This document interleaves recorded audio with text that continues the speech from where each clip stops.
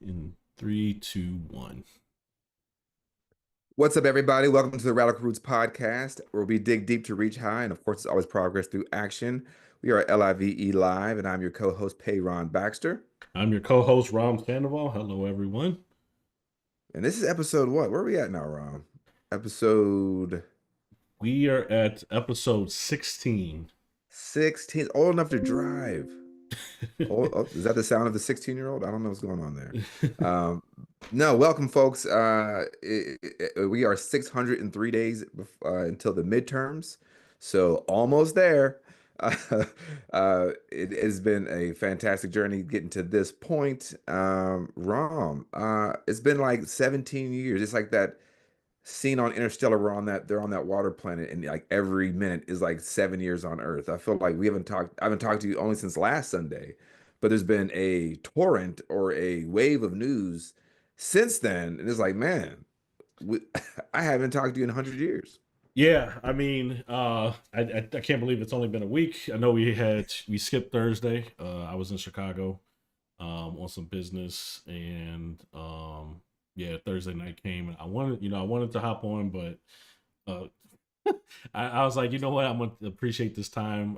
Had Yeah. a good time talking to a couple or a client and prospective client, and then met up with a couple friends, had a couple drinks, and just took it easy on that Thursday night, and it was good. But yeah, it seems like there's obviously a lot's been happening in the past week.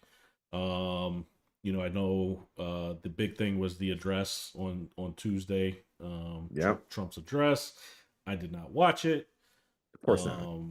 I did tune into some independent stuff. One was Angela Rye. She had a 24-hour. She was hosting a 24-hour State of the People, Hmm. which was it kicked off at midnight with Joy Ann Reid that Tuesday morning, 12:01, and her. I actually missed the kickoff live, but I did listen How dare to. you? How dare you? Are you really down for black media? I mean, you missed the kickoff.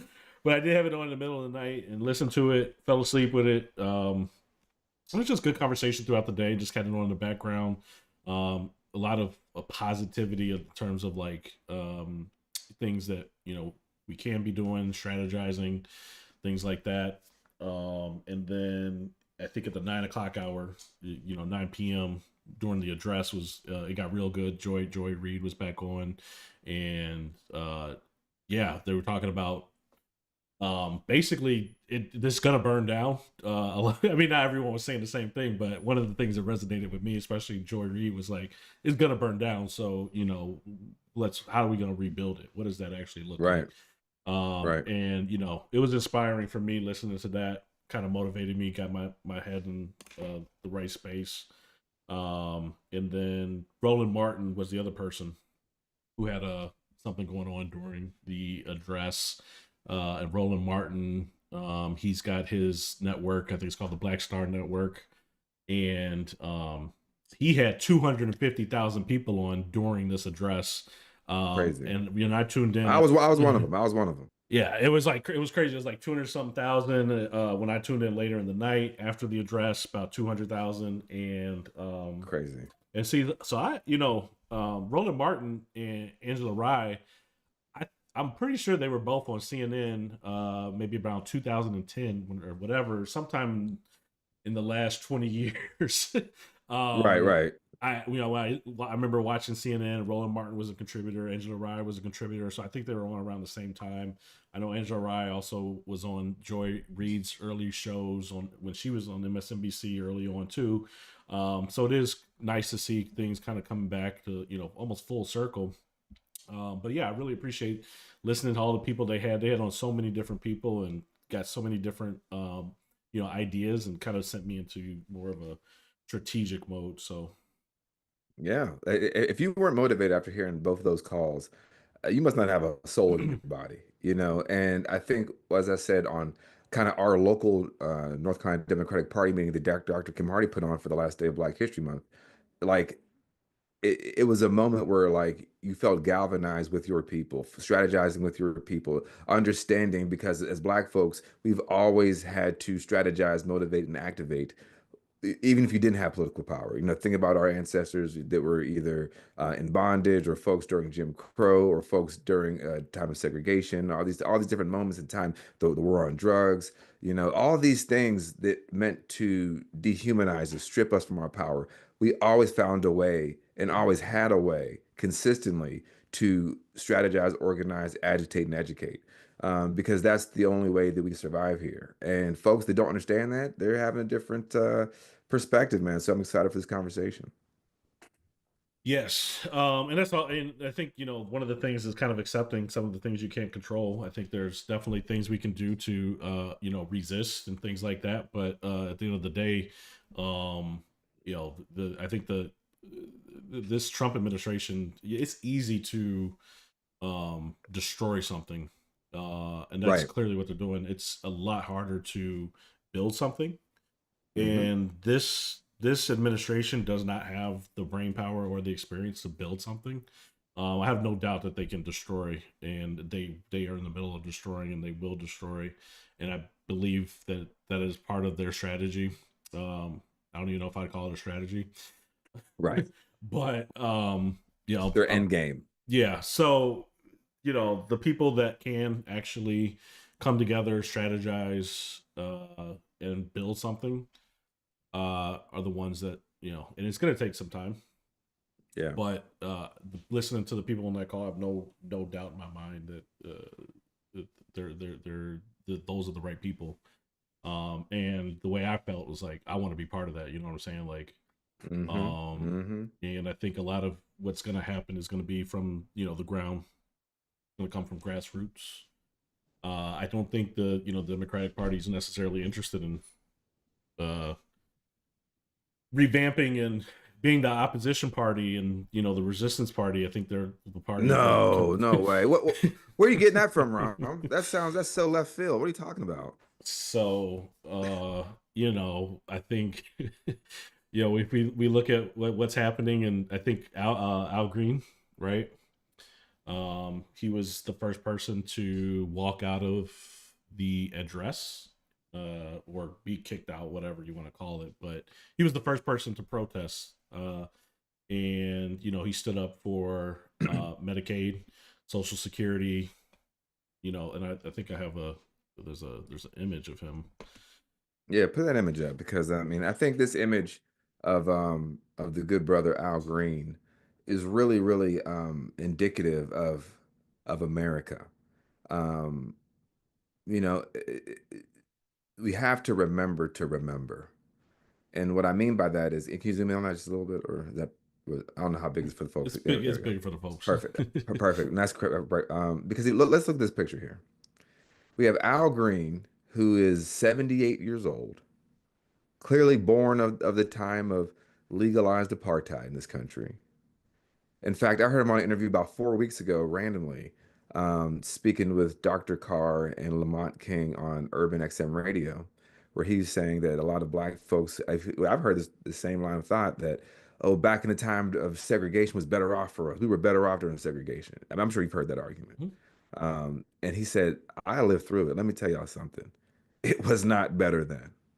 It was not better then. So we have this gentleman who was born of a time when this country said that he was not a full human, standing up next, standing in front, pointing his gold-tipped cane towards this fascist wannabe dictator president. Behind him, you have J.D. Vance, who is a recent convert to Catholicism in 2019, and you have Mike Johnson, the Fisher Price, this Fisher Price gavel and Muppet Speaker of the House, who is a Southern Baptist Protestant. Now, the reason I'm bringing this up, the religions up, or the denominations up, is because there's always in history the Catholics supported the Nazi regime, right? The Southern Baptists supported the Ku Klux Klan and the Confederacy, right? They always support the fascists. Now, also, Al Green is a Christian. He's a black Christian, and I'm someone who doesn't practice. But I also understand the history of black Christianity in this country, standing up by yourself in the face of tyranny. saying what's true, standing up for the people. Because what was he standing up for? As you just said earlier, he said, this is when Trump said about his big mandate, my mandate, the mandate. I like the date You don't man. have no mandate. And that's what he said. He said, you don't have a mandate to cut Social Security, Medicaid, and Medicare. Yep. You damn for sure do not have that mandate. And that's what he stood up for. And what happened after this? Mike Johnson banged his Fisher Price gavel and got the sergeant of arms to escort him out. And Yep. in this moment, there were even black uh, people in Congress. Didn't Joe Neguse is right behind him, who's on the January 6th committee, does a fantastic job as an attorney. But so is Al Green. He went to Thurgood Marshall School of Law in Houston, Texas, but didn't even make eye contact with him. Jasmine Crockett, also from Texas, didn't even look at Al Green as they ushered him out. This picture is America. When folks say, this isn't who we are, this isn't who we are, we forget that those who don't remember are doomed to repeat what happens, right? And those of us who do remember know this is exactly who America always is. Black folks by themselves, raising their voices for the people, being shouted down, and then having the state and their violent arms coming to caterwaul us into a cage after we've risen our voice. So that moment, I just want folks to remember, like, that is who we are. Sorry. Yeah, no, I think it'll end up in a history book because I think without a doubt this time period will look back as a dark one in history, American history, and you'll see That's images if we like have this. books. Yeah. That is true. That is true. It depends who wins this battle. Careful not to call it a war yet, but it will end up in history books, and if it doesn't, it should. It's worthy. But I didn't, like I said, I didn't watch it live. So at the time I was listening to the State of the People, Angela Rye's joint, and she had kind of interjected and said, this just happened, da da da da. Let's figure out what happened. They said that he was carried out. And she was saying, or somebody was saying, like, oh, he came out on his own accord. I think he came out on his own accord. They didn't have to like Right. carry him out anything like No, crazy, but and he was prepared for that, and that's fine. And that's so right. That's right. during the State of the People, during this, multiple representatives and congressmen and congresswomen they were coming out. Most of them were black, right? And they were saying, look, I don't need to sit in there. It's bullshit. Da da da da. And I guess Trump was crying about no one's I could cure cancer and Democrats wouldn't clap for me. Well, okay, we're not talking about hypotheticals. And somebody said, when you do your job, then we'll fucking clap, right? Like that was what one of the representatives she said, But, and but, but oh, I'm sorry. stop lying. How about that?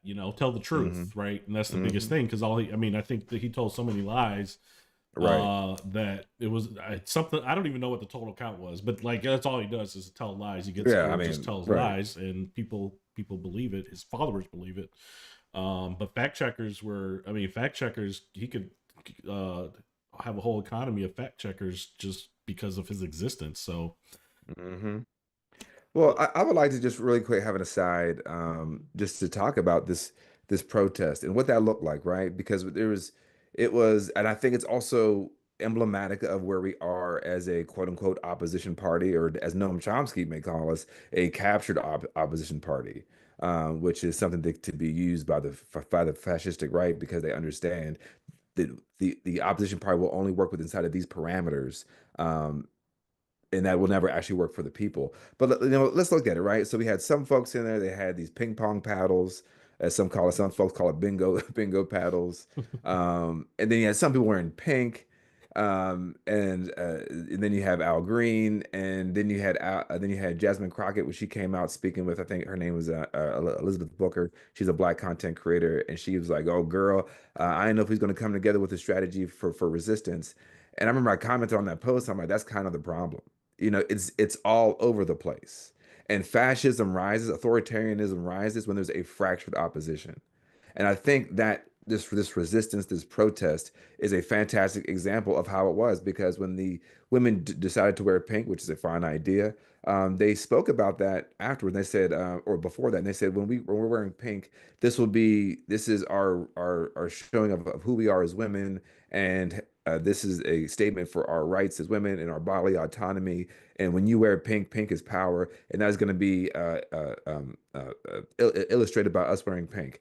And I'm like, I didn't get that by just wearing. I didn't get all what you just said by seeing you guys wear pink, right? Because it wasn't communicated, right? And of course, and it wasn't all women weren't wearing pink, right? Some women weren't. Some they were wearing the Ukraine colors or some. Again, it just wasn't unified. Then you had the ping pong paddles, and as Trump is speaking, you got some folks saying, Trump lies. Some folks saying Elon steals. Some folks saying, save the IRS. Or I mean, like we're talking about fascism, and you got some folks doing, we're doing this wrong. Trump bad. Trump bad. Yeah, I think you definitely could have been more, unified, even with the messages within those groups, as you said. I think the only one, that people were really talking about was Green, because his was the most forward. But also, like, I remember hearing about it every time because he was talking about you don't have a mandate, Medicare, Medicaid, and Social Security, right? And I think that standing up for that and what people care about, Elon being, yeah. So, but yeah, I so mean, there come was, on. so there was, then there Come on, was, man. but then there was fallout.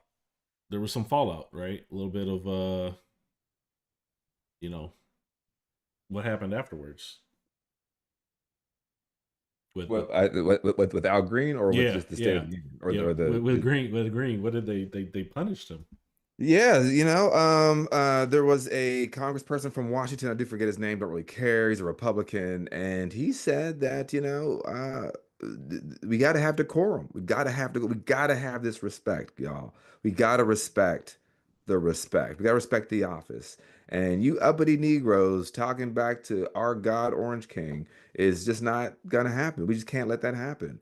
And yeah, they voted to they he pushed a bill forward to censor Al Green, and and the Republicans who unanimously voted to censor Al Green was joined with these 10 yellow-bellied, bought and paid for, uh, again, just showing the weakness of the Democratic Party, uh, elected officials.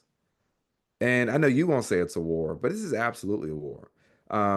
Any country that steals from its own people, jails them, sickens them, poisons them, harms them. You've been at war since you've landed on these shores, and you're going to side with the people as this man is standing up for those who have nothing, those who are. When you're on Medicare and Medicaid, it's not because you have a wealth of money and you have all this private insurance, right? These people who are the most vulnerable, he was standing up for them, his constituents. And these 10 jackasses, most of them, vast majority white, as most of the problems of this country when they happen to us, are at the hands of white people, as we're told that we're the worst.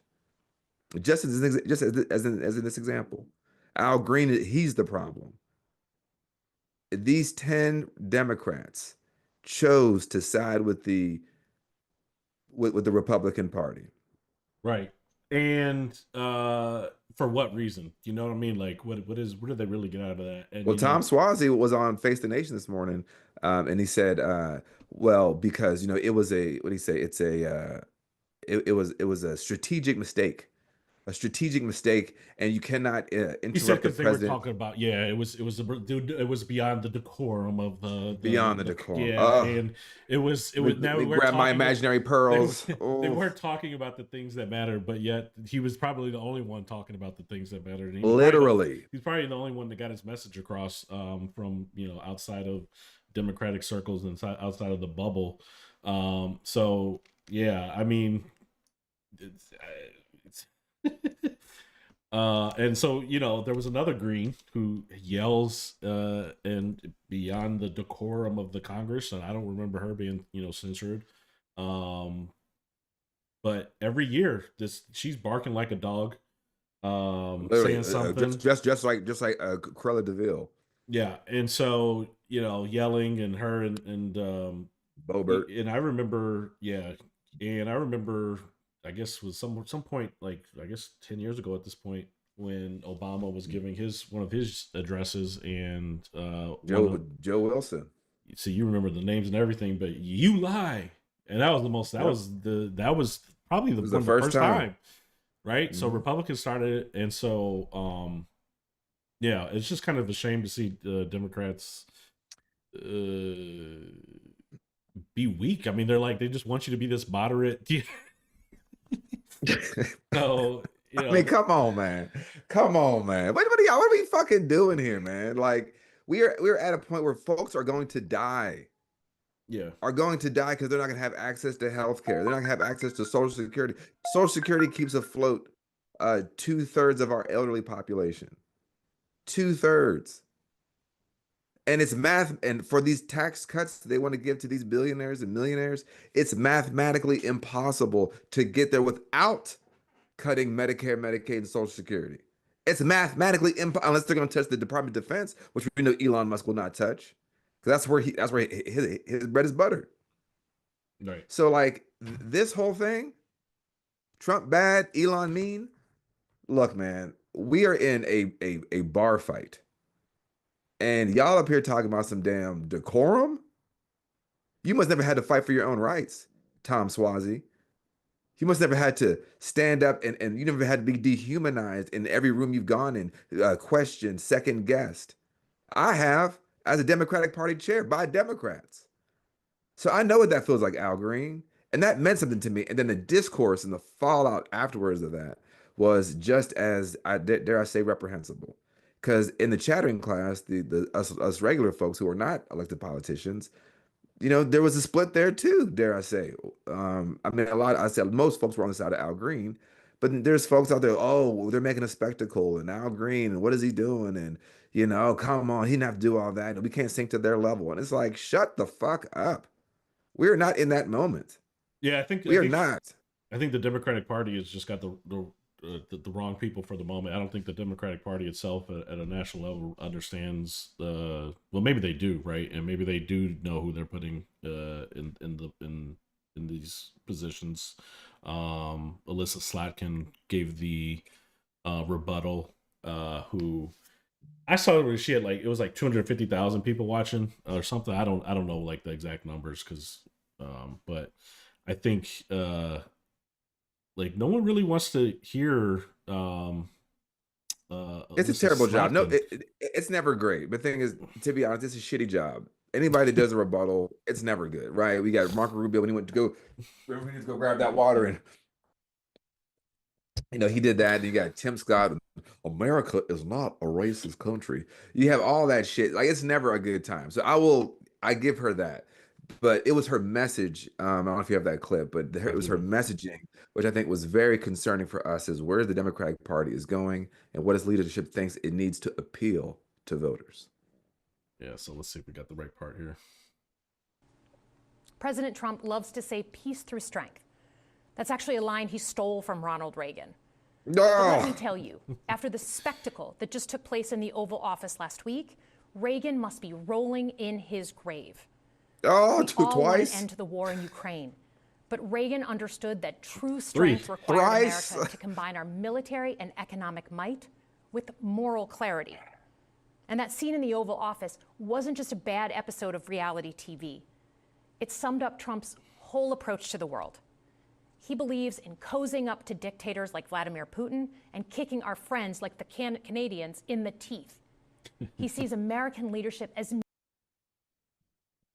All right, Alyssa Slotkin, ex-CIA agent and someone who says she was radicalized by 9/11 to go do 3 tours in Iraq, is telling us the her fond memories of Ronald Reagan. Who is this for? It's for the right. I mean, it's for like one. If you're like one notch beyond like MAGA, right? Bruh. We like I said, I think Democrats tried to appeal to this. I mean, I always say when Harris got up there and she said, we're the fiercest. What did we say? the most most lethal lethal. fighting force on the planet. And Okay, are you she, fighting other fucking planets? What the fuck is and that? she was What? courting Cheney and things like that. I said, well, okay, hey, if we're gonna win, let's do it. Like, all right. And I was, All with the backdrop that said country over politics, which if you take the acronym of that spells cop. Like just the optics of the whole fucking thing when that was happening. Again, who was this for? yeah, and I was like, all right, like they know what we're gonna get the win. I'm just gonna ignore it. Because Right. and now here we are, and it's still trying to appeal to that. We're just trying appealing to. to Ronald Reagan. Racist. He was fucking terrible. I mean, I was born in '86. You were born in '86. Like Reagan was terrible. He eviscerated the middle class. He was cutting federal jobs.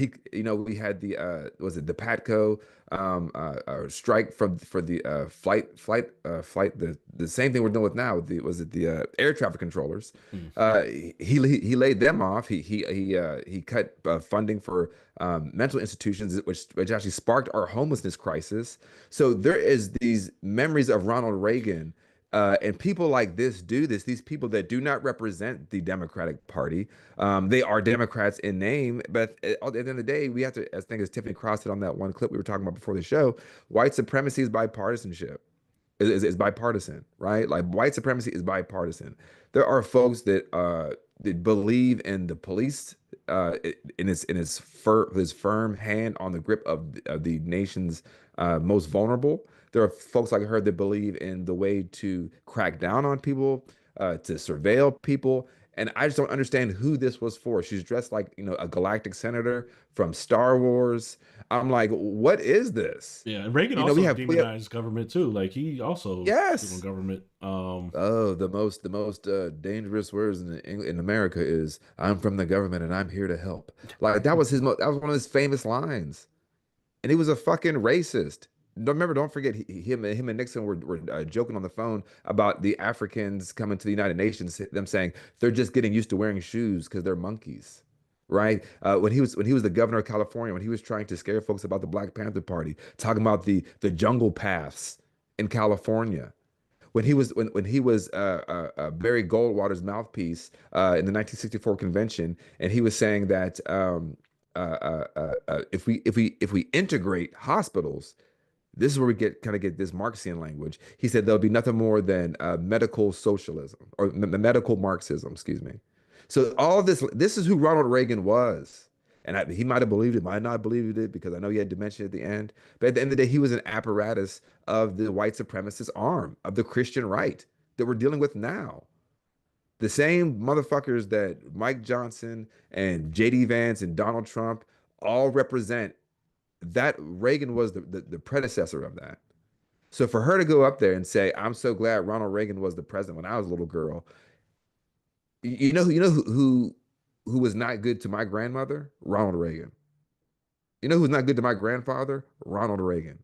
And my grandmother and grandfather both told me they separated when they were held in the 70s. But they both told me about how much they hated Ronald Reagan. And they were not political people. Yeah.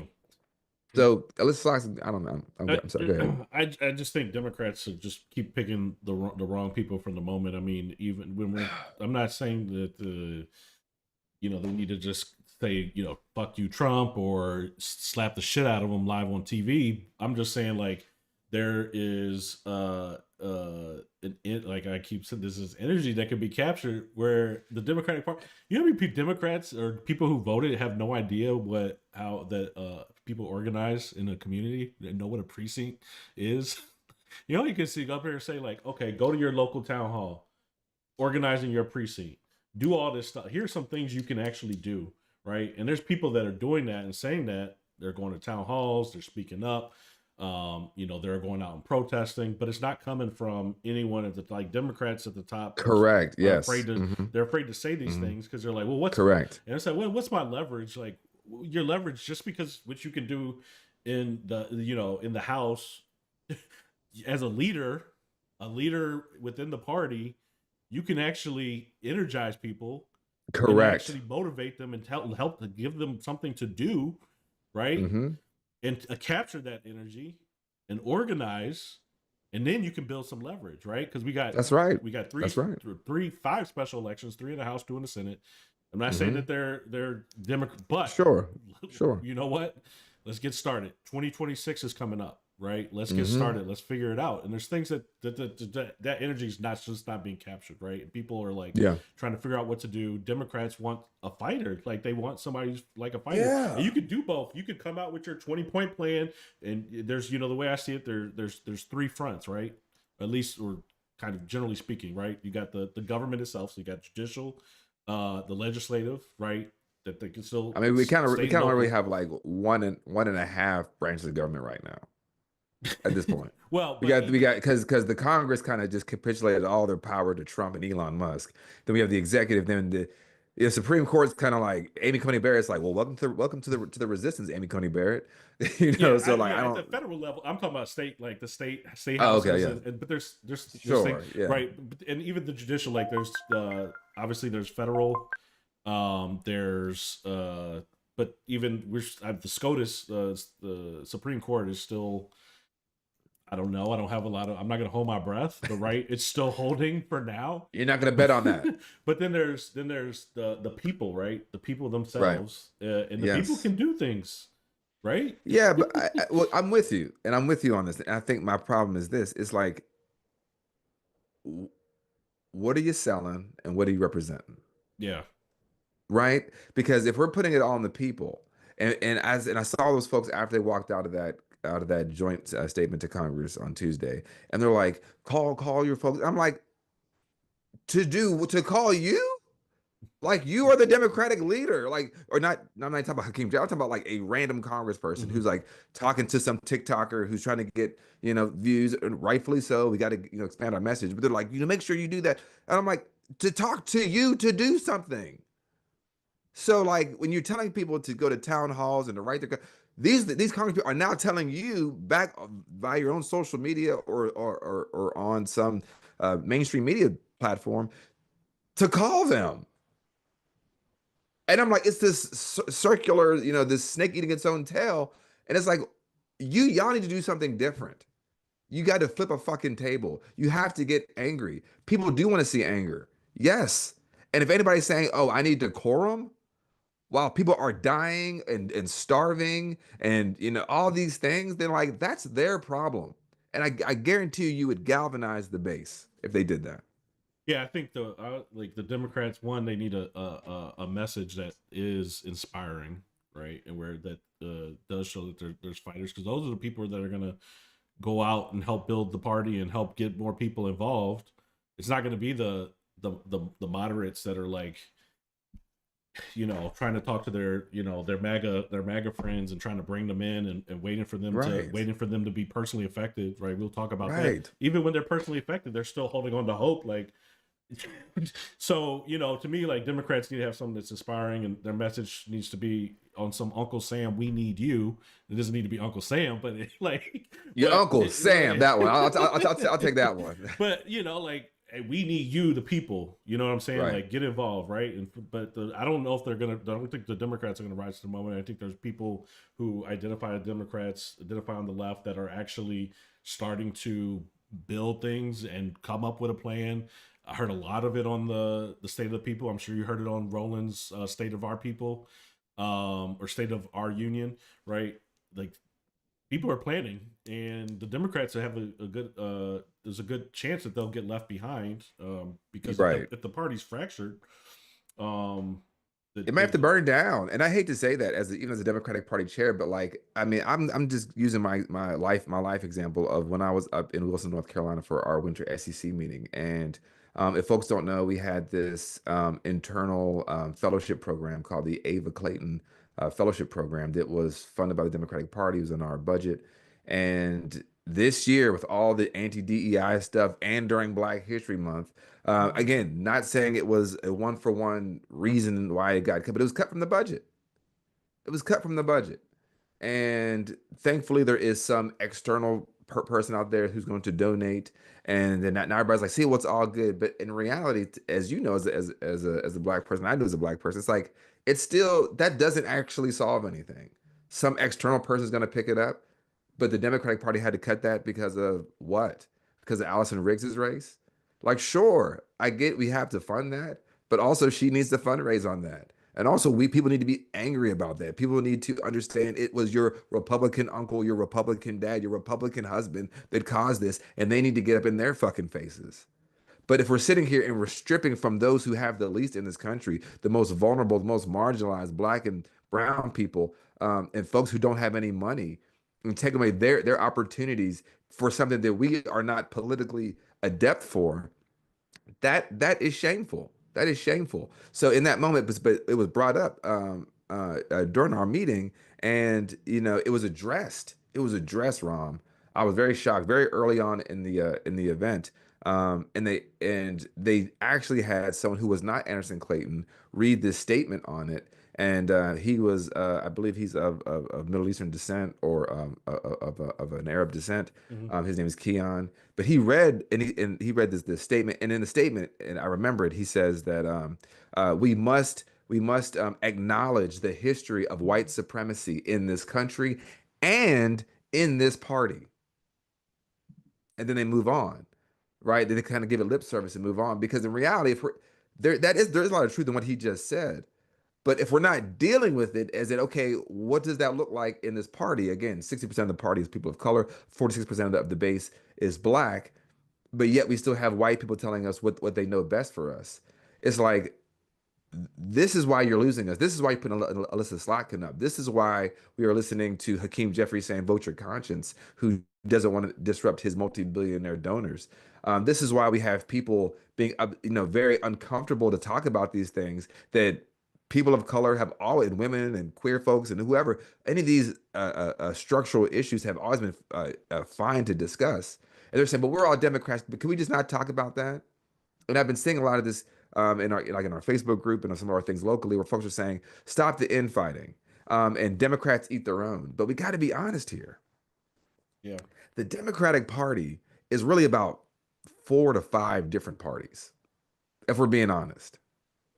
And now we don't want to acknowledge that. We just want to say we're one Democratic Party, Big Tent. But we're about 4 to 5. You got your racial justice party. You got your fiscally conservative, socially liberal people, which are just like your Joe Manchins and Kirsten Cinemas and all these.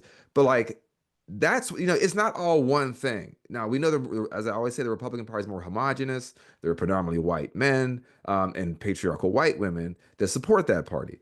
But so when folks are like, we need to get on one accord, no, we don't, because we can only be as progressive as the least progressive person allows us to be. Hmm. Right? The reason we didn't get Build Back Better is because we had a Joe Manchin that does not want those poor people in West Virginia, those poor folks to get, the extended child credit, right? Tax credit. Like, that is why we didn't get those things. We can only be as progressive as those who are meant to slow you down. Now we have John Fetterman, right? So when folks are like, the Democrats are eating their own, it's like, no. We as a people who are marginalized and who are harmed by this state understand that these folks who are not for us and do not have to advocate for their own lives are in our way. And we have to be honest about that in a moment where this shit is going to burn us all down.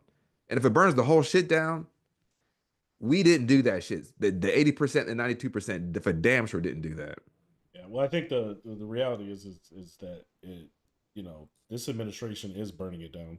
So it is going to be something that's rebuilt from the rubble. So whatever Democrats are trying to maintain, it just won't exist anymore anyways, right? So right. It's no longer, like, what are y'all holding on? What are y'all holding on to? Usual. And there's a lot of people, and I used to think, I was like, well, I thought after the election, I said, well, everyone's going to try to just, get back to normal. And there's not going to be a revolution. But my views changed on that one, because at lightning speed, this government's being dismantled much faster than I thought. In terms of like actually dismantling the infrastructure. And now I'm like, damn, like a revolution. There's no way that we come back from this without a revolution. So if either the Democrat leads the revolution or they watch it, right? And so I can because like I said, it's easy to destroy something, but it's hard to build something, right? But there's a lot of people out there that I always give that example about like our kids building something. Like, you got one kid taking a lot of time building up the castle, and the other kid comes and kicks it down. Those are both actions, but one was a lot harder than the other. Right. And Tiffany Cross also said, I know we quoted her once, but she also said that, you know, she's at the point where I don't care if the Democratic Party burns down. Like, whatever needs to happen. So, you know, like I said, I'm still Democrat, and I'm like, because I think a lot of it's going to come from the local and building from the grassroots. And if that message gets all the way up to the state to national, is to be seen. But yeah, it's not very encouraging from the national level. You just said something. I know I'm going to move on, but it hit on your other points of your agenda. But there's one thing I do want to touch on that I hear a lot from folks that I think we definitely, absolutely need to reassess. You said, you know, I'm a Democrat, and I'm like, you know what? Well, you're not a Democrat. I'm not a Democrat. We are not Democrats. We support the Democratic Party, you know, with our time, our money, our efforts, our rhetoric, right? The Democratic Party does not they are not us, right? And I think what I'm saying is this is we need to start realizing that's not our identity. Mm-hmm. Right, the Republican Party is becoming republicanism has now replaced a religion. It's a cult, right? It's a religion now to them. Identity, so that is their identity, right? So they're like, I'm a Republican. Like when they say it, they mean like, I will fucking die for this shit. I mean, January 6th, right? I will die for this shit. I ain't if Barack Obama in 2012 would have lost wrong and said it was stolen, and I want y'all Negroes to go up to the Capitol, I'd be like, that man is crazy as hell. Would you have went? It depends on the right? situation. I don't know, dude. Like, man, look, ain't nobody doing that shit on the like, ain't no black people doing that shit. Nah. But you know, yeah, exactly. They would. I mean, you see them still. They're literally getting fired from their jobs and being screwed out of their benefits, and they're still like, I love MAGA. No, I because hope it's their identity, right? Because you know, in a religion, you know, your savior dies for you. In a cult, you die for your savior, and that is what is happening now. Again, I just want us to understand that a Democrat is not my identity. Yeah. Right. This is why I said when we're talking to Dr. Hardy, I didn't vote for Kamala Harris because she's black. I voted for Kamala Harris because I'm black. You're right. I didn't, you know, black women didn't vote for Kamala Harris because she's a black woman. They voted for Kamala Harris because they are black women. Yeah. You know, so because it's not your identity. But I think we have to start like, I'm a Democrat. No, I support the Democratic Party. Even as a chair, I support the Democratic Party. Right. That does not mean I am a Democrat in some sort of identifier. Yeah, I think what you're saying, I think that makes sense. I think that's a good thing because a lot of people think that like they have to be like, because they vote Democrat, that they have to be locked up and and you know. So I think that makes can't criticize, don't why are we eating our own? Like look, if the Democrats started saying, hey, we're gonna start lynching black people tomorrow, I came back, well, I'm a Democrat and I support that, and I don't know, Hakeem Jeffries might have twisted his words. I'm not doing that shit. Right. Well, because the Republicans, yeah, when they, you know, Trump changes something, like all of them are just like, well, you know, Russia is we've been brought up to think that Russia is so bad, and well, they're not so bad. And I mean, a month ago, you know, like I mean, Russia, like a few months ago, Russia was like an enemy through and through, even with Republicans in Congress, right? I mean, Ukraine was getting. How do you think Ukraine was getting money? Like, how do you think they were getting our, you know, how do you think they were getting equipped and armed, right? Because, and so if it is a cult, they literally just change on a whim and that's it. Whatever he says. But you know, here's another thing, kind of going back to this moderate, this middle that Democrats keep chasing as it keeps going. You know, one step from MAGA, right? One step from MAGA.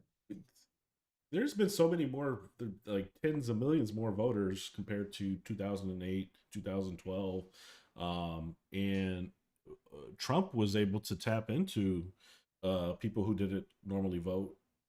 He's bought in new voters, right? So Democrats don't feel like that's something they can do, or because Democrats, even, I mean, more people voted for Harris too, right? Or more people voted for Biden. But there are, again, 90 million something people who don't vote.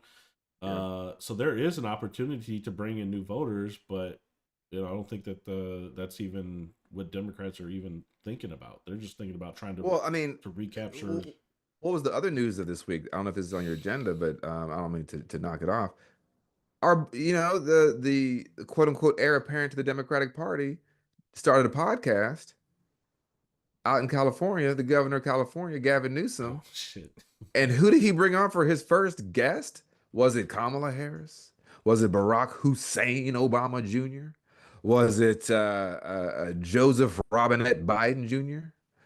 No, it was Charlie, eyes too close to his nose, Kirk, the same guy that said MLK was a bad guy. When he sees a black pilot, he gets nervous. Did the worst thing that ever happened to this country was the 1964 Civil Rights Act. That's who he brought on. And what did they agree on? They agreed that trans people don't need to be playing sports. They basically don't need to be in public life. They agreed that the leadership of Black Lives Matter was problematic. They agreed that all this shit. And I've seen folks in the comments saying stuff like, "Well, you got to hear out both sides, blah, blah, hear out both sides." If you look at that, and I listened to like 30 minutes of the podcast. I didn't listen to the whole thing. Mm. But if you look at that conversation, what did they agree on? It wasn't about policy. It wasn't about political, strength or ideas. And he was actually asking for his ideas. But what those two men that we're seeing here right now, what they agreed on was their maleness, was their whiteness, and their wealth. That is the coin of the realm. That is what we are fighting against. And Gavin Newsom, he can kick rocks. Yeah, as far as I'm concerned, he's disqualified. Like, I can't even take him seriously anymore because you. I mean, to your point, like this is him starting his podcast. This wasn't like, this wasn't like, this wasn't like, I don't even know. Like, first off, Charlie Kirk is like, I mean, there's one thing to have people on, maybe What? like an Adam Kissinger, there's, Yeah, right. I mean, maybe Frank even Luntz. maybe even Liz Cheney. I'll even give you Liz Cheney. Sure, when you no go, question. When you go straight into to like Charlie Kirk? I mean, The guy maybe- that is now, since that interview, going on college campuses and he's getting confronted by Jewish students saying, "Do the Elon Musk salute." Yeah. If it wasn't a Nazi salute, and he's doing "My heart goes out to you," and they're like, "No, no, no, no, no! Don't be doing that flipping shit." Joe Rogan. Okay, what's that other guy's Right. name? The I real give him world, that. what's the real world dude's name? That's got his Real name. World. Yeah, there's another guy that was on the Real World. He's a kind of Theo Vaughn was Theo a big Vaughn. one. I give you those. Was that- Like, they if you talking want to about- go to like, if you want to go into like some podcasters on that side, that's it. Sure. But you start going Sure. like Charlie Kirk. What's the Charles Kirk? This motherfucker dropped out of And community then college. he said his son listens to him. 13-year-old son. Oh, God. Because like I talked to Democrats knocking doors, and I talked to a few, and they were like, our kids are like, we don't know what like we're trying to. They're save white. them. These are white people. They don't listen. like that means you're a failure as a parent. Failure. You get an F. Do not pass go. Good day, sir. I said good day. That is what's happening. Yeah, so they're trying to bring in. I feel like they're trying to bring in the voters that Trump actually brought into the whole political atmosphere. These are people that who probably did a lot of. I'd love to see some statistics on like the people that didn't vote until Trump came in, and now Democrats are chasing after them and with no message other than how can we be more like the folks that we lost to? Right. How? Be more racist, be more misogynistic, be more homophobic, be more classist, be more elitist. And it's like it's so irritating because Charlie Kirk literally, would spit on us if we were homeless in front of him. If we were on fire, he wouldn't piss on us to put the fire out. And this is someone you're trying to bring to, and I don't think this is a Democratic Party thing.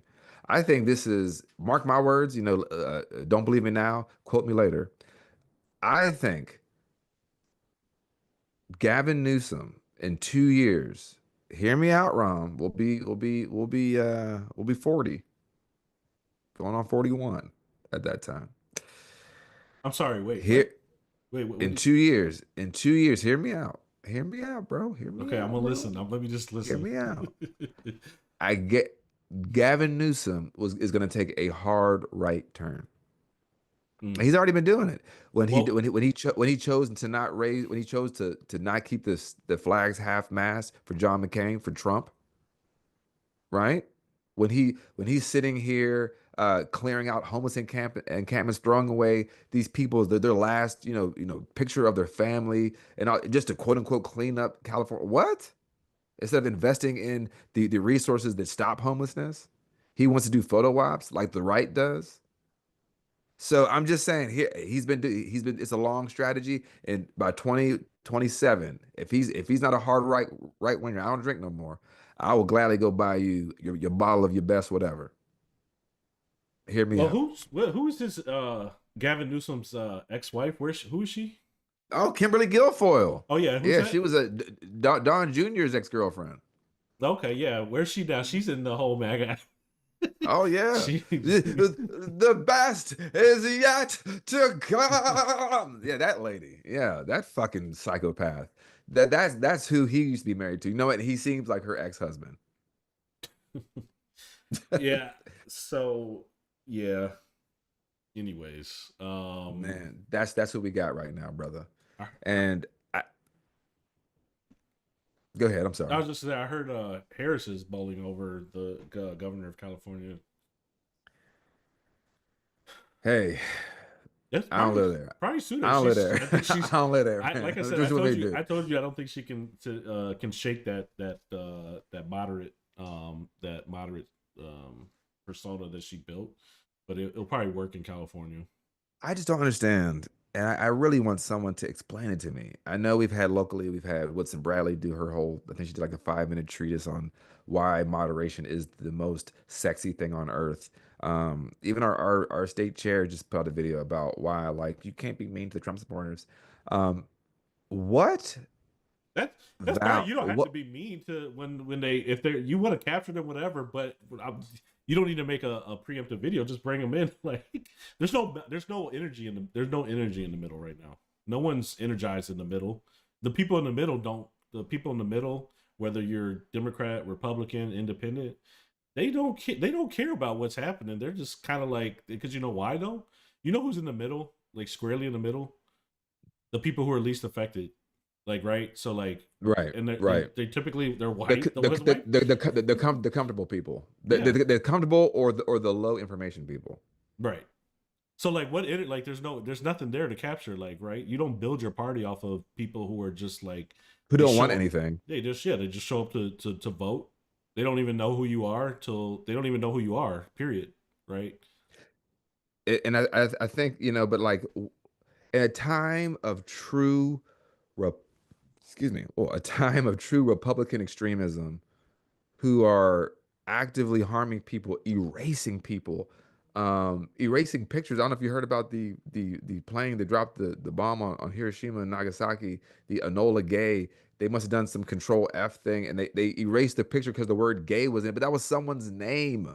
This is how thin-skinned, this is how far they're going. I don't know if you saw it in Quantico, in the hallways, they were painting over, they had like one of those word walls, like, courage and leadership and, diversity. And they were like literally painting over, Constitution was one of the words. They're painting over this.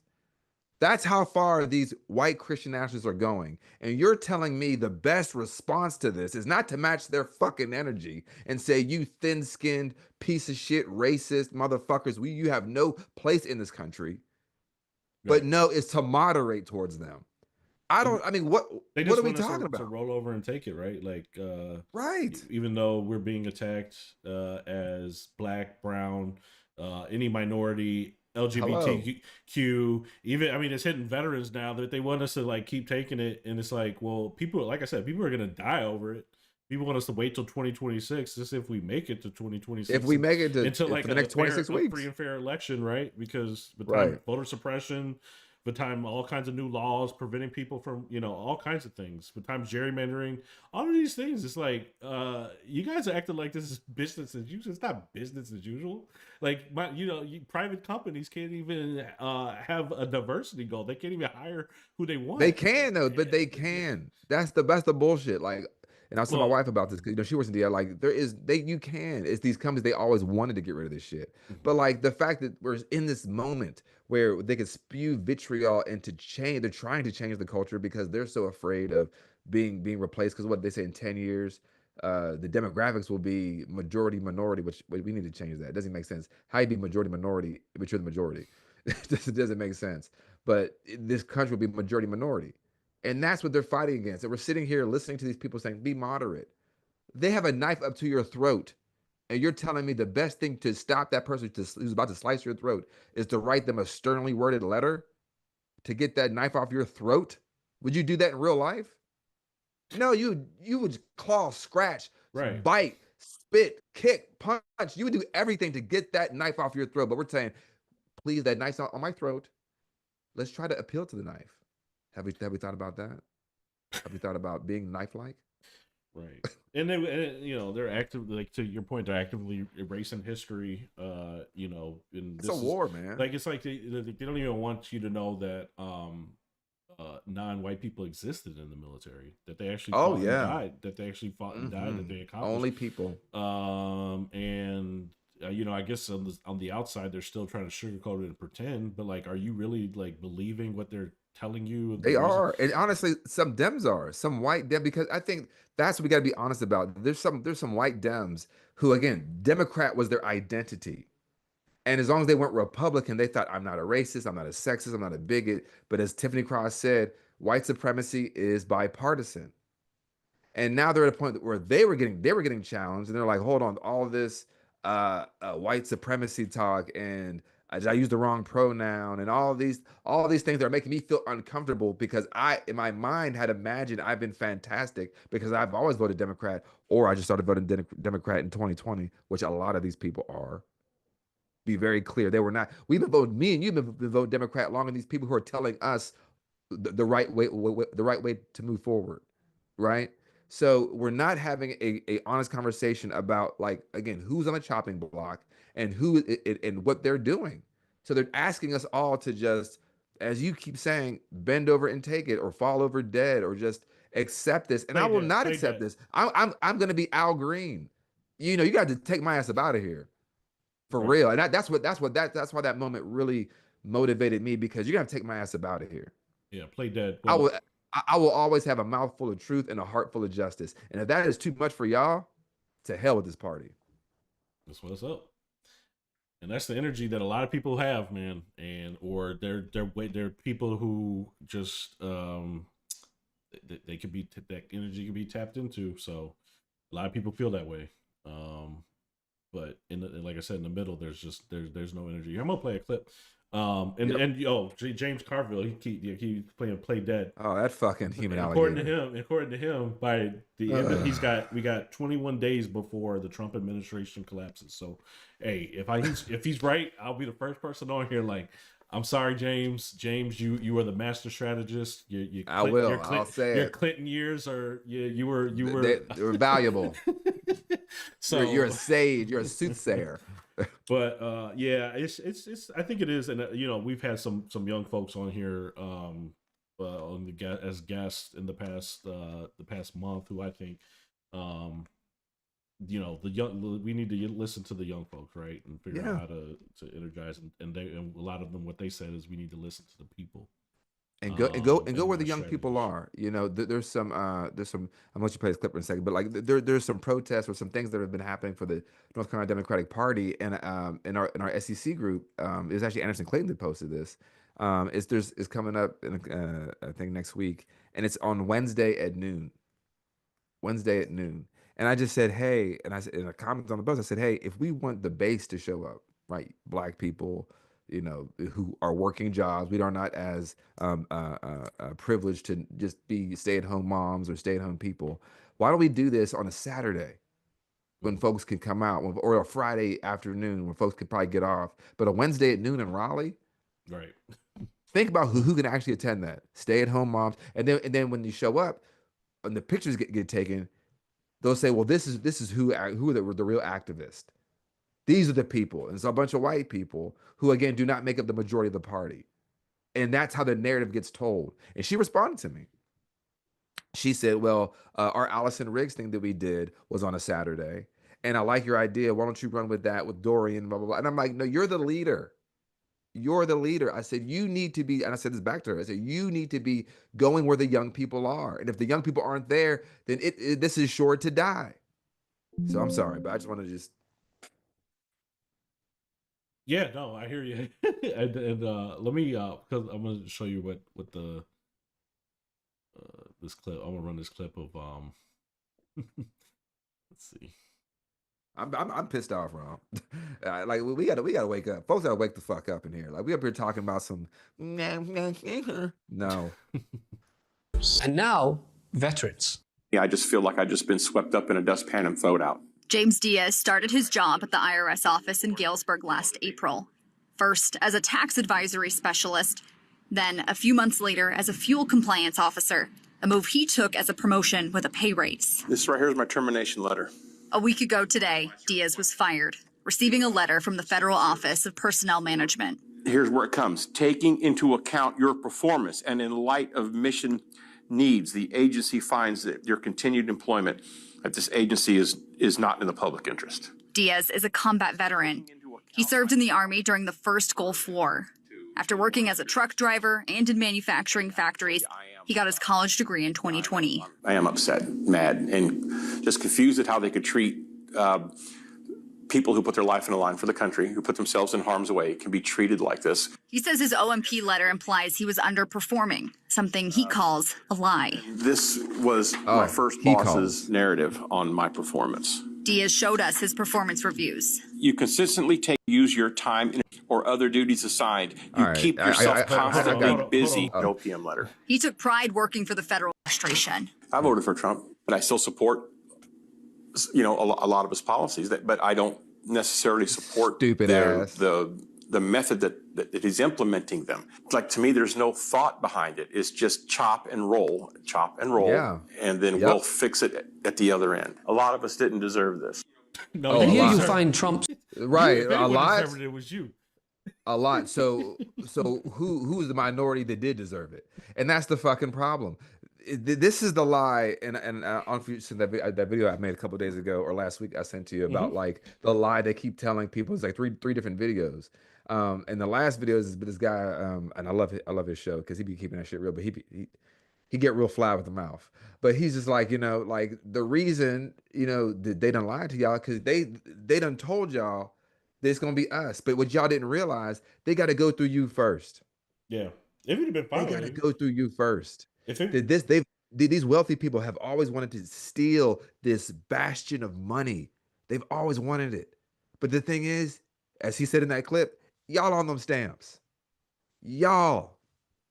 But they have convinced you that it's just black people who are undeserving, who are lazy, who are just these thieverish people, these duplicitous people, and Latinos and Asians and women and trans people. That's what it's y'all in middle America with the American flag hat, y'all. And now all of a sudden you're feeling the heat, and you want me, as you voted to actively hurt me and my grandmother and my mother, my sister, my friend, my neighbor. You want me to accept you with open arms? I had to say that directly to the camera, Ron, because that's that fucking bullshit. And there's this certain level of black benevolence they want us to have in this moment. That we always come to wipe your fucking ass when you burn your own fucking house down. No, we ain't doing that shit no more. And if y'all are unwilling to understand that, and you're too stupid, when Ron, you're my same age. When in your life have black people been given this great benefit of the doubt that they didn't know no better? They ain't know. They just, we always got to fucking know. You didn't know the law, the cops get behind. You didn't know in school you can't stand up. You got to raise your hand. Now you're in detention. You didn't know. We always got to fucking know. And we always knew. That's why we came out at 92% and 80% without knowing each other across the country. But these motherfuckers who are voting for Donald Trump, who are now losing their jobs, which I am not gleeful for at all, who he still supports. And if I say that motherfucker is stupid, who I'm not trying to go out and get his vote, But I'd rather turn on people that look like me and you, poor folks who are actively who aren't paying attention. He pays attention. If you're wearing that old Navy USA shirt, you're absolutely paying attention to Trump.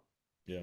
And I think, hey, if people want to go out and capture these people, like that's fine, that's your role, but don't like make that like the party priority of like saying like, oh, we all need to be kumbaya and accepting as people. Because like me, actually, I am gleeful that he lost his job, and you know what? I hope he never finds another job, especially because he's sitting on here talking about he's still holding out hope, and he thinks that, you know, he still supports Trump, and I'm like, and because he gave him the benefit of the doubt. We talked about the benefit of the doubt. They keep give each other benefit of the doubt all the way through, like, and like it's not gonna happen. If it was Payron sitting next to him, his coworker Payron, who was get that Negro out of here, Democrat, he would still be clapping like a seal. The problem is, I'm glad. The problem is that's the distraction, right? That's the little shiny object that they have you looking at. Meanwhile, they're over here firing the entire force because they want to privatize it.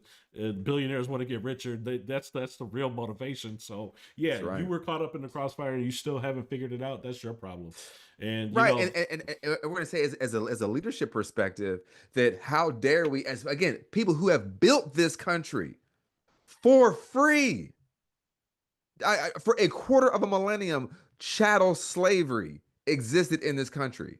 Then after that, we had 12 years of Reconstruction where black people were black men were voting for black men. White men realized this, and then they realized, wait a second, they're not voting for me. They made the Tilden-Hayes Compromise of 1877, which basically removed all the Union troops out of the South, giving political power back to those enslavers who were just owning those who were in bondage 12 years before. Then 100 years of legalized apartheid called Jim and Jane Crow. So we're sitting here, you're telling me that we're fucking stupid. How dare we not call these people stupid? We built this shit. And as that brother said in that video, all the rights that y'all want, you want black people to fight these fights. We done fought the fights. We done all your freedoms, we did them shits. LGBTQ rights, give that shit to Stonewall, led by a black trans woman. You want to talk about your voting rights? Give that up to Delta Sigma Theta, who's at the back and got beat in the back of the suffragette movement. You want to talk about, you know, we did that shit. We freed ourselves. Wasn't it Abraham Lincoln? Right. So this is the shit where, like, it just irritates me. You're not going to win elections by calling people stupid. Well, you're not going to win elections by trying to become the modern Dixiecrats. Because we're out. Black folks is out, if that's what y'all going to do. Yeah, I don't think that whatever the Democrats are messaging is anything groundbreaking to these people, right? Like they're really waiting on them to learn the hard way, which we knew that these folks were gonna have to learn the hard way before they actually started to get any sense of it, right? So it's not like Democrats have some message just like turning on for them all of a sudden, like, hey, come on over. No, it's because they're learning the hard way, right? They won't have any other choice. Like, that's it. Like, so I don't know what you need to message them for and do anything special and do backflips for them. There's nothing motivating them other than the fact that you just got screwed, right? So I mean, but also like believing that I think this politics needs to die, of the idea that if we just let the Republicans be Republicans, magically folks will come to us. Magically. Now, to a degree, in 2020, that kind of worked because why? There was a global pandemic, and there was refrigerated trucks outside hospitals stacking up. People were like, oh, fuck, man, shit. Because I mean, I'm going to keep it real. In 2020, I didn't vote for Joe Biden. I voted against Donald Trump. Right? So, like, that's what, and I think, what I think, and I say this all the time, I think Joe Biden he got the most votes out of anybody in U.S. history, as that we were voting for him. You were not most folks' top choice during the primaries. Right. In fact, you were saved by James Clyburn in South Carolina. Right. So I think he had this hubris of like, people love me. People love me. I gave them what they wanted. I gave them a black VP, a black Supreme Court justice. Like, that's cool. But also, we're still in 2022 was the highest year of 2023 was the highest year of police killings of black people. After you rode the coattails, as what most liberal parties do of progressive movements. They co-opt the actions and the words and the feelings for their own political power. But then when they get in power, they don't do anything for those people, right? We never got the George Floyd policing bill, right? We didn't get these things, right? We didn't get the expansion of the child tax credit. So like, there's a level of like, I'm sorry for going on this tangent, but there's just a level of like, you were never the guy. Yeah, We hated that guy. Yeah, well, I will say that none of these people are, because I will give Biden his props for the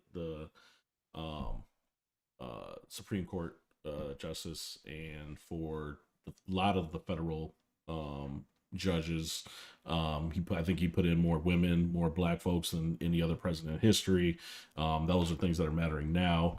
But I understand your point, but I do gotta at least give him some of the props. But I understand what you're saying. I like, give him the most props, part, but I'm just saying is that like people, I think, and he made as Tom Swazi said about Al Green, he made a strategical mistake by believing that he was more popular than he was. Yeah, he believed that his popularity and his mandate was bigger than it was, and it's like, no, we hated Donald Trump, and then folks after 2020 wanted to see true reformation of these systems, and we didn't get any of that.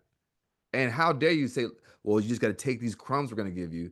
And then on top of that, when Roe v. Wade got overturned on June 24, 2022, he didn't say shit about the Supreme Court. That should have been his hearkening call from the bully pulpit. The Supreme Court is rogue. The Supreme Court is doing the work of Donald Trump. The Supreme Court is subverting our democracy. But no, these institutionalists like Merrick Garland, which is why Obama was going to nominate him to be Supreme Court, even though he was too milquetoast. yeah. Like, this is this dedication to institutions and not being dedicated to the people. And this is why I will never run for politics, because I feel like I'm a healer, and that sounds crazy. I'll be cussing a lot, but with a healer though, you're focusing on the people, giving the people power. And you do that by, if I help you out, Rom, and I heal you, guess what? Now you're stronger. You can go out and heal someone else, and now they're stronger, right? I'm not trying to get political power for myself. I don't give a shit about me. But I know one thing about me, and what healers do is they tell you the truth. And one thing about the truth, it'll set you free, but first it'll piss you off. And that's what, like, that, how we need that in this moment. We need folks to just tell the truth. It's the only way we're gonna get free. And I think now's the time to tell the truth. Like, now's the opportunity to tell the truth, and explain why these things are happening. Right? Stop sugarcoating it and stop avoiding it. Right. Or what? Move at the end of the show. Finally at the end of the show. But I got one more quick clip. Oh, let's do it. Hey, brother, you know I can talk to you for 100 hours, but go ahead. This is what they think of veterans. What does she do again? Legal consultant, maybe? I mean, someone should ask her the 5 things that she did today. Well, anyway, she spoke to the press outside the White House. One more time. Alina Habba lost every single case that she defended Donald Trump. Just because, I just want to throw that out there. She lost every single case that she defended Donald Trump. Sorry, go ahead. So hold on, here we go. All right. Moment said this. Is the president starting to think about maybe some of those veterans who worked for the federal government and maybe what the administration can do to at least help salvage their lives? Well, as you know, we care about veterans tremendously. I mean, that's something the president has always cared about. Anybody in blue, anybody that serves this country.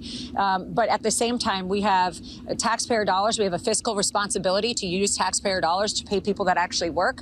That doesn't mean that we forget our veterans by any means. We are going to care for them in the right way, but perhaps they're not fit to have a job at this moment, or not willing to come to work. And this sparked a lively back and forth. Not fit to have a job. They're not fit to have a job. Can't get. That was perfect. That was perfect. Not fit to have a fucking job. These are the people that love to talk about the troops, wrap themselves in the flag, talking about who is doing the work, as they support a president that spends more time tweeting, eating McDonald's, and golfing than he does governing. Yeah, I think it was the former president of Ukraine, or Poland, and he was pointing out the hypocrisy of Trump, and he said, you know, you're telling this man that he deserves, Zelensky, that you should be giving thanks to me for monetary support, It's like, dude, there's people that are literally dying in Ukraine, fighting for their country, shedding blood. Those are the people who you should be who should be thanked, not somebody who's dangling money over their head. And so this is this is Trump, who's he didn't have any kids in the military. He has no. He's never had no one in his family. Do you know that? There's never been a Trump, because remember his father. His father's father was from another country. His mother came from Scotland.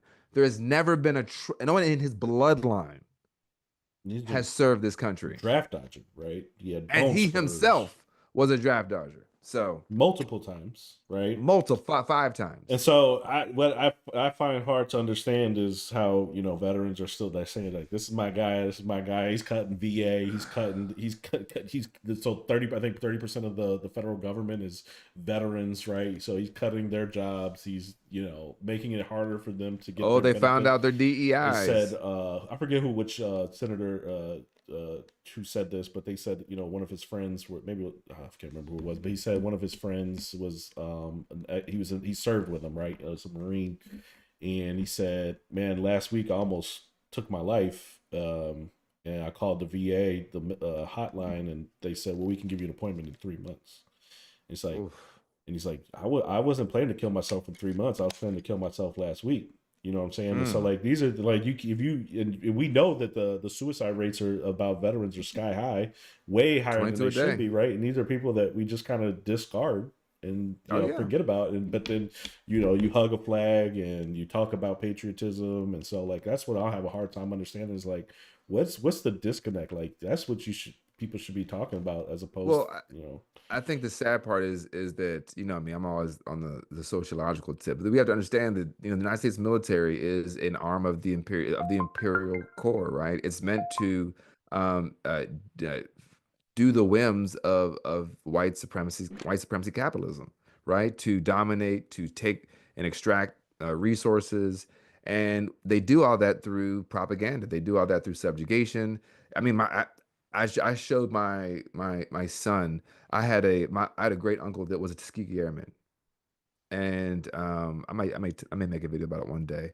But I'm from Pittsburgh, Pennsylvania, but he went to Pitt, and he was doing algorithms before there was the invention of the calculator. He was doing widespread mathematics, and flew for the Tuskegee Airmen, did like multiple flights.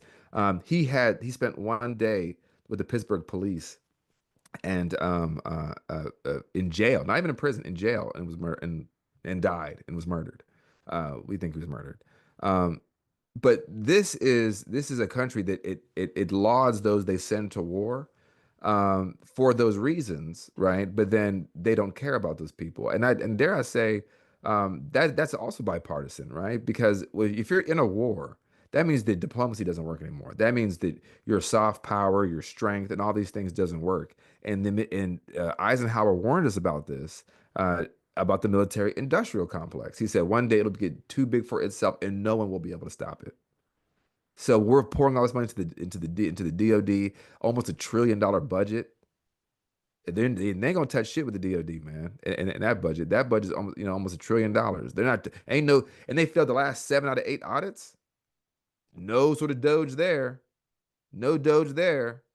But Department of Education, the IRS, CFPB, y'all, that's got to go. All the safety nets for people, that's got to go. So when you're like, I don't know how this happens, it's because you got the people that go into those roles, they were told a story about America. They were told about their importance about America. They were told about their position in the history of this great story, of this manifest destiny. And on top of that, we know the military is racist and sexist as hell. Like, I mean, who's that one lady down in Texas that was beat? She was Latina, and she was beat to death. She was bludgeoned to death. At Fort Benning, that old racist name. And her sister actually is coming out to unseat Al Green. She's a Trumper. Her sister was recently killed. You remember the story? I don't know what you're talking about. It's like 2-3 years ago. Yeah, it was not that long ago. She was beat to death, bludgeoned to death on base as most women, my wife is from Fayetteville. I used to live in Fayetteville, North Carolina. Fort Bragg is here, or was Fort Bragg, and wasn't Fort Bragg. Now it's back to Fort Bragg. And it was known for having rampant rapes, rampant sexual assaults, rampant murders by the troops. This is it's always been a violent organization. You teach people how to kill, you teach people how to dehumanize. What do you think they're going to do when they go home? What do you think they're going to do in their barracks, in their close quarters? So this whole idea of like, I don't get it. I absolutely get it. This is a long tail of imperialism, a long tail of capitalism, a long tail of white supremacist patriarchy. So if Trump's saying that the best version of you is when you were 22 years old and you were all ripped and you were on steroids and you were in the U.S. Army and you were and they're now these guys are that guy who we just saw still wearing the flag shirt, that appeals to him because it's that weaponized nostalgia that Tim Snyder and Jason Stanley warned us about of fascism. Mm-hmm. There is no forward vision. There is no your better days tomorrow. There is no, you're older, your hips don't work, your kidneys are out. Let me help you with your health care. No, you're a warrior still. Trump's a warrior. He's a warrior king. So I absolutely understand it. Well, we've been sold it, like I said, even growing up, pledging the flag, thinking, America's the best in the world, number one at everything. And the only country that pledges allegiance to a flag. Only Iraq and Iran, Iraq and Afghanistan, and what we did was just terrorism cloaked in patriotism. Right. I'm gonna. Can I play a video like we end? Maybe let me play a video because this is one of my favorite. It kind of go out with that video, yeah. Maybe let's see what I don't know. This is one of my favorite. This is so I don't know if you remember, but now hopefully this is the right clip because I don't know if you remember in 2007, 2008, 2008 when Obama was running for president and they had his pastor who was also mine. And I already got sir, tee it up. Tee it up. All right. Where governments lie, God does not lie. Where governments change, God does not change. And I'm through now. But let me leave you with one more thing. Governments fail. The government in this text, comprised of Caesar, Quirinius, Pontius Pilate, Pontius Pilate. The Roman government failed. The British government used to rule from east to west. The British government had a Union Jack. She colonized Kenya, Ghana, Nigeria, Jamaica, Barbados, Trinidad, and Hong Kong. Her navies ruled the 7 seas all the way down to the tip of Argentina in the Falklands. But the British government failed. The Russian government failed. The Japanese government failed. The German government failed. And the United States of America government, when it came to treating her citizens of Indian descent fairly, she failed. She put them on reservations. When it came to treating her citizens of Japanese descent fairly, she failed. She put them in internment prison camps. When it came to treating the citizens of African descent fairly, America failed. She put them in chains. The government put them on slave quarters, put them on auction blocks, put them in cotton fields, put them in inferior schools, put them in substandard housing, put them in scientific experiments, put them in the lowest paying jobs, put them outside the equal protection of the law, kept them out of their racist bastions of higher education, and locked them into positions of hopelessness and helplessness. The government gives them the drugs, builds bigger prisons, passes a 3-strike law, and then wants us to sing God Bless America? No, no, no. Not God Bless America. God damn America. That's in the Bible for killing innocent people. God damn America for treating her citizens as less than human. God damn America as long as she tries to act like she is God and she is supreme. Mm-hmm. I mean, where was the lie? Yeah, exactly. This is one of my favorites, but one of my favorite clips because it's a longer right. Yeah, right. there's another, and this is what they took that out of context. There was another one, of course, that we'll play in another episode. Where the chickens had come home to roost. Talking about all the things that we've done. That's right. But the hypocrisy, it's nothing's changed, and they want us to just have blind patriotism for this country, right? Yes. So I just think about when Colin Kaepernick took that knee, and white folks, but even some black folks were just on him, and he hates America. We never asked the question, why should we love America? Why should we love America? That litany of things that he went through, it poisons us, undereducates us, keeps us impoverished, keeps us in, exposed to environmental racism. It keeps us, in subservient jobs. I mean, do you know we weren't able, as black folks, weren't able to pay into Social Security until 1954? Because people that if you worked in an aquarium job or a servile job, basically a maid or a Pullman porter, which those are the jobs. My grandfather was that when he came home from the Korean War. He was a Pullman porter, and they had a Pullman porter union. And these were not great jobs, but they that was a certain level of an impoverished middle class. Where like again, they weren't rich, but they were like they felt like, hey, we're not even worse off. And I get into classism. But anyway, I say all that to say, like, these were folks that were used and chewed up and spit up by the city. But anyway, we weren't even able to pay. That's my point. We weren't able to pay into Social Security until 1954. So this whole idea of like, oh, you should be proud to be an American. It's like, well, I love, the folks that are scholars like Nicole Hannah-Jones. And I'm going to finish my final comment here that, this idea that, you said earlier that like in 50 years, what are the books going to say about this history, about that picture with Al Green facing Donald Trump, J.D. Vance, and Mike Johnson. And I'm thinking like, that's if there, like I said, if there are books, right? But at the end of the day, if people are unwilling to accept that these systems of oppression have impacted so many different groups of people, and we may not have the same level of respect for these systems, of these death-dealing systems, and they want us to stand and put our hand over our heart, and we're never asking ourselves, why should I love this, and why do you love it?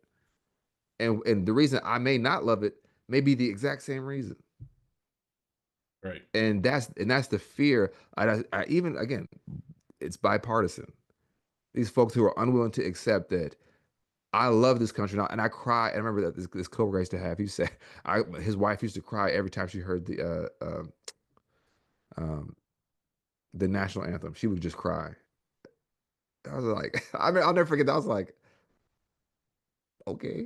She cries every time that she just gets a tear in her eye. She drops, and I'm like some white ass shit. But like, but yeah, we're just at a point, man. Like, I just hope. I mean, I know we're woke. And I don't give a fuck what white supremacy does to that word and tries to bastardize it. And don't be woke. I'm woke as hell because when you're asleep, I can steal from you. When you're asleep, I can assault you. When you're asleep, I can slit your throat. When you're asleep, I can harm you. When you're asleep, I can kidnap you. So I hope we stay woke. I hope we stay vigilant, and all power to the people and to all the people power. Yeah, thank you. Yeah, all that. Like, I feel like I want to end on that. I will say that I want to say one more thing. At the last Union County Board of Education meeting, you headed out, but Reverend Kirkpatrick, Kirkpatrick, sorry, he's one of the. I think he's the only Democrat. The only, and he's a black man. For those who don't know, but he spoke up and said, like, this country's never. When has this country been great to me? Like, he spoke up and stood out. I'll post a video. It's like from the clip from the meeting for anyone who wants to see it. But and he said it, like, this room full of pretty much white people, and then here comes Reverend Benchen, who's he's also Stephen from Django. Yeah, he's also a black man. He said he had to come in and follow up. He had to come on and follow up and say, "I love this." I'm sorry. Oh. He said, they always have a look to them. They always have a look. And so I said, well, Good Lord. Anyways, they always got to look to. They always had like they're always like little. There's always something wrong with them. This Tuesday is the Board of Education meeting, 7 p.m. Union County. If you're listening in Union County, you go to that. I'm gonna go to the Monroe City Council meeting on Tuesday at 6 p.m. And I have to comment on the mayor's his Twitter and his whole our fantastic mayor. Yeah, he's a blatant no question supremacist, no question, racist. He doesn't know what he's talking about most of the time. He takes his cues from people on Twitter. He doesn't know the law. He pretends he's actually like the most unqualified person. He won with a coin flip. Mayor coin flip. Yeah. He wants to talk about. And he is the most subservient, like boot licking, MAGA like white boy. Like it's like, but these are always. I'm an alpha male, but they will suckle at the teat of Trump's rusty old nipple. He's trying to get a job with MAGA, and he might get it because he's highly unqualified. And that's really good for that administration. So, I wonder where he was on January 6th. Yeah. He probably didn't know how to get there. I mean, this man's unqualified. Like, no. But anyways, all right, man. Let's end it here. That was a good night. I think we'll be on Thursday. I'll be around. Hope so. And, too much. It's too newsy, man. It's too newsy. Yeah, next Sunday we got a guest, right? Yeah, Steven Seagal from Change for Monroe. So we're talking about local activism, local organizing. He is someone that me and Rom definitely on the same wavelength. Again, all skin folk ain't kinfolk, and just because you white don't mean you're the wrong kind of white. No, I love this brother. He's a good guy. He's actively fighting for Monroe to change it from Robert Burns. That's one of their top goals, but that's not their only goal. Is to actually empower Monroe to have a political posture in this moment. So we're gonna have Steven on. He actually asked me to follow up with him. I'll do that probably tomorrow with some preemptive questions. But yeah, he's a great guy. So be on the lookout for that, and we'll get that set up. Yeah, absolutely. Look forward to having him. Yeah, one of my little projects will be to help unseat the mayor of Monroe, Robert Burns. Mayor coin flip. Right there with him. And I think we'll talk a little bit about Dark Enlightenment next week and the whole. Oh, yeah, Curtis Yarvin and all that. Yeah, it should be transhumanism. It should be a good conversation. A lot of people don't know about that, but when you start to learn, because actually he was the one who told me kind of about it. And I actually had heard about it, but I didn't really connect the dots. But now that I'm paying more attention, I'm like, okay, yeah. Once you start to listen to that and read about it, then it makes a lot of sense of what's happening right now. That's why I act the way I act, Ron, because I tie all this shit together. And folks like, but what about the policy? Like, girl, y'all focus on policy. They're trying to do this transhumanism. They try to do this 7 Mountains mandate. They trying to do this. You know what I mean? It's like, you got to be real with people. And I get it. Some folks don't know, but like, that's not my fault. So anyway, folks, thanks for tuning in or turning out. But you guys, I wish you guys all the power to the people and to all the people power. Thank you for turning to Radical Roots Podcast, Progress Through Action, where we dig deep to reach high. We cannot do this without you.